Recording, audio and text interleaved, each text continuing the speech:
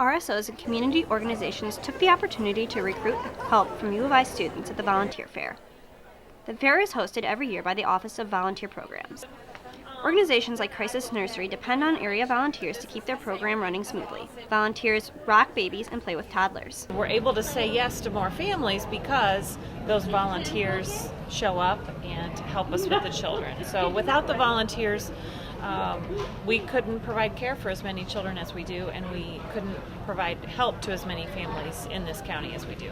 Volunteers are particularly helpful in the wake of the state budget crisis. RSOs and community organizations might not be affected by the budget crisis, but they're in need of volunteers because of the people they help might be. Budget cuts have hurt organizations like homeless shelters. This adds to the stress of parents in need and has increased the demand for the service Crisis Nursery offers. We're seeing an increase in calls for care, primarily because other community organizations have decreased their funding and decreased their services. Crisis Nursery has also recently expanded.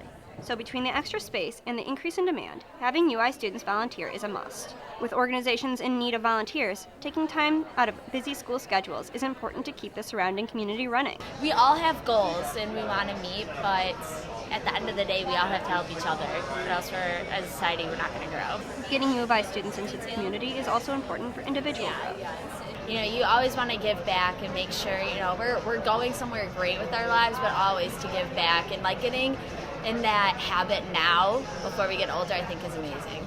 As the state's budgetary future remains uncertain, long-term help in the community is a must. In Urbana, I'm Miranda Holloway, UI7 News.